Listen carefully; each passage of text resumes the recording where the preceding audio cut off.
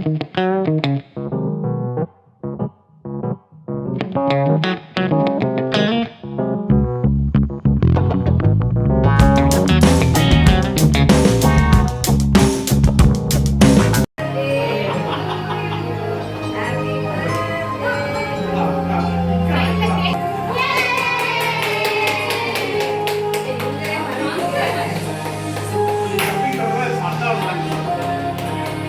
guys, welcome back to Priya Suraj Hut.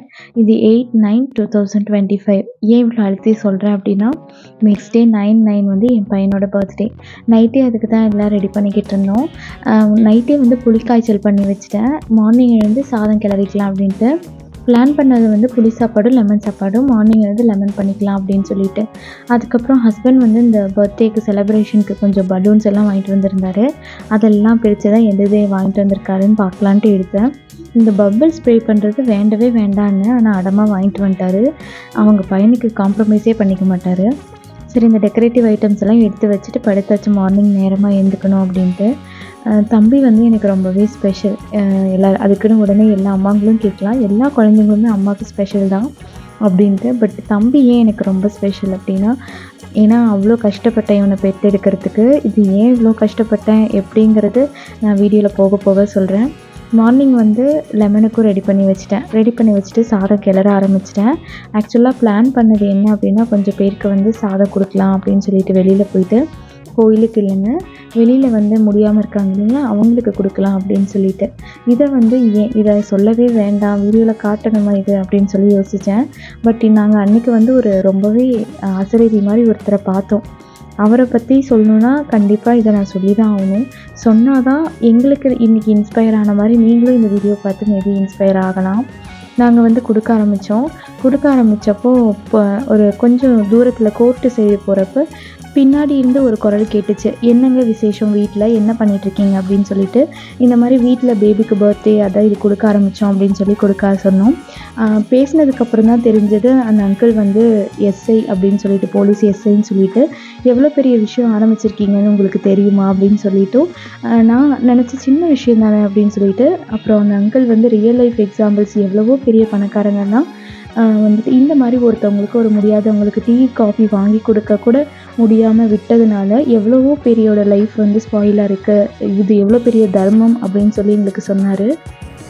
நான் வந்து ஆரம்பித்ததே வந்து இந்த வருஷம் பண்ணுவோம், நெக்ஸ்ட் டைம் முடிஞ்சால் பண்ணலாம் அப்படிங்கிற மாதிரி தான் ஆரம்பித்தேன். பட்டு இந்த அங்கிள் பேசினதுக்கப்புறம், இது உங்கள் பையனுக்கு எவ்வளோ நன்மையை சேர்க்கும் அப்படின்னு சொன்னதுக்கப்புறம் எனக்கு வந்து மனசு மாற ஆரம்பிச்சிருச்சு. சரி, இந்த டைம் இனிமேல் முடிஞ்சாலும் முடியலைனாலும் கஷ்டப்பட்டு செஞ்சிடணும் அப்படிங்கிற மாதிரி ஒரு மைண்ட் செட்டுக்கு வந்துட்டேன்.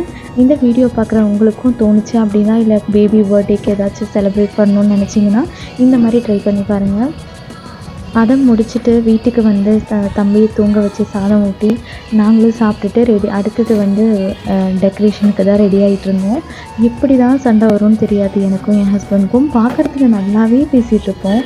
இந்த மாதிரி ஏதாவது ஒரு விஷயம் பண்ண ஆரம்பித்தோம் அப்படின்னா எங்கேருந்து வரும்னே தெரியாது சண்டை. ஆனால் அது அந்த ஒரு 10 நிமிஷம் கத்திக்குவோம், அப்புறமேட்டு அது நார்மல் ஆகிடும். யாராவது ஒருத்தர் விட்டு கொடுத்து சீப்போ அப்படின்னு சொல்லி விட்டுருவோம். அந்த மாதிரி தான் திடீர்னு சண்டை போட்டோம், திடீர்னு அப்புறம் நாங்களே சிரிச்சுக்கிட்டோம். அப்படியே இப்போ டெக்கரேட்டிங் வேலையெல்லாம் ஆரம்பித்தாச்சு. தம்பி ஏன் எனக்கு ரொம்ப ஸ்பெஷல் அப்படின்னா, எனக்கு வந்து ஒரு 5th மந்தில் எல்லா நார்மல் கேர்ள்ஸ் மாதிரி நானும் செக்கப் போனேன். அட்டானமி ஸ்கேன்னு நினைக்கிறேன். உள்ளே போயிட்டு என்னம்மா வலி ஏதாச்சும் இருந்துச்சான்னு கேட்டாங்க. இல்லை அப்படியெல்லாம் எதுவும் இல்லைங்க. அதுக்கப்புறம் திடீர்னு வந்து டாக்டர் சொல்கிறாங்க, ஓப்பன் ஆகிடுச்சு பேபி, கீழே வந்து ஓப்பன் ஆகிடுச்சு, பேபி டெலிவரிக்கு ரெடி ஆகிட்டாங்க அப்படின்னு சொல்லிட்டு. எனக்கு ஒரு நிமிஷம் ஒன்றுமே புரியல. 90% தான் சான்ஸே இருக்குதுன்னு சொல்லிட்டாங்க. எனக்கு ஒரு மாதிரி ஒரு ரூமில் உட்காந்து அழுன்னு அழுதேன். அதுக்கப்புறம் எத்தனை டைம் செக்கப் போனாலும் அந்த பெட்டு பார்த்துக்கிட்டே தான் போவேன், அந்த அளவுக்கு அழுதேன். அதுக்கப்புறம் நாங்கள் ஸ்டிச் பண்ணுறோம், ஆனால் வந்து அது எந்தளவுக்கு பாசிபிள் இல்லை. அதே மாதிரி full and full bed rest ஆகிடுவாங்க அப்படின்னு. சரி ஓகே அப்படின்னு சொல்லிட்டாங்க. கண்ணை மூடிட்டு படுத்துட்டேன். என்ன ஆனாலும் சரி, தம்பியை ப்ரொடெக்ட் பண்ணிடணும், வயிற்றில் பேபியை ப்ரொடெக்ட் பண்ணிடணும்னு சொல்லிட்டு, என்ன வேணால் பண்ணுங்கள், எனக்கு என் பேபியை காப்பாற்றி கொடுத்துருங்க அப்படின்னு சொல்லிட்டு. அதுக்கப்புறம் ஃபுல்லாகவே பெட் ரெஸ்ட் தான். சொன்னால் நம்புவீங்களான்னு தெரியல, சாப்பிட்றது கூட படுத்துக்கிட்டே தான். ஒரு மாதிரி நம்ம நார்மலாகவே ப்ரெக்னென்ட் லேடிஸ்க்கு வந்து 8 மந்த்ஸ்க்கு மேலே ஜீரணம் இருக்காது, ஒரு பக்கமாக படுக்க முடியாது. பட் நான் அவ்வளோ கஷ்டப்பட்டேன். படுத்துக்கிட்டே இருக்கிறதுனால காலில் நரம்பெல்லாம் ரொம்ப ஃப்ளெக்சிபிள் இல்லாததுனால அப்படியே ஒரு மாதிரி கால் இழுத்து பிடிச்சிக்கும் இல்லையா, அந்த மாதிரியெல்லாம் பிடிச்சிரும். வலி தாங்க முடியாது. நைட்டு ஒரு 3 மணி 2 மணிக்கு எந்திச்சு உட்காந்து அழுவேன் கால் வலியில். என் கூட சேர்ந்து ஹஸ்பண்டும் ரொம்ப கஷ்டப்பட்டார். நான் மட்டும் என் குழந்தைய சுமந்தேன்னு சொன்னால் அது நல்லா இருக்காது. அவர் ஆஃபீஸையே ஃபுல்லாக வீட்டுக்கு மாற்றிட்டு நாமளே பெட் ரெஸ்ட்டில் இருக்கோம். நம்ம என்ன அவர்கிட்ட போய் ஆசைப்பட்டு கேட்குறது, ப்ரெக்னென்சி கிரேவிங்ஸ் கேட்குறதுன்னு எதுவும் கேட்க மாட்டேன். அப்படியும் ஒரு சின்ன சின்ன விஷயத்தெல்லாம் தெரிஞ்சுக்கிட்டு எனக்கு பிடிச்சதெல்லாம் சமைச்சு கொண்டு வந்து கொடுப்பாரு. அதனால் நான் அடிக்கடி தம்பிக்கிட்ட சொல்லுவேன், நான் மட்டும் உன்னை சுமக்கலடா, அப்பாவும் சேர்ந்து தான் சுமந்தார் அப்படின்னு சொல்லிட்டு. அதே மாதிரி என் லைஃப்பில் எனக்கு கஷ்டப்படாமல் எதுவுமே கிடைச்சதில்லை. அப்படி கஷ்டப்படாமல் கிடைச்சதுமே எனக்கு நிரந்தரமாக இருந்ததில்லை. அந்த மாதிரி எனக்கு தம்பியும் சரி, என் மாமாவும் சரி, 2 பேருமே என் லைஃப்பில் ரொம்ப கஷ்டப்பட்டு தான் கிடைச்சாங்க. ரொம்ப சென்டிமெண்ட்டாக பேசிட்டேன்னு நினைக்கிறேன். அதனால வாங்க பர்த்டே செலிப்ரேஷனுக்கு போகலாம்.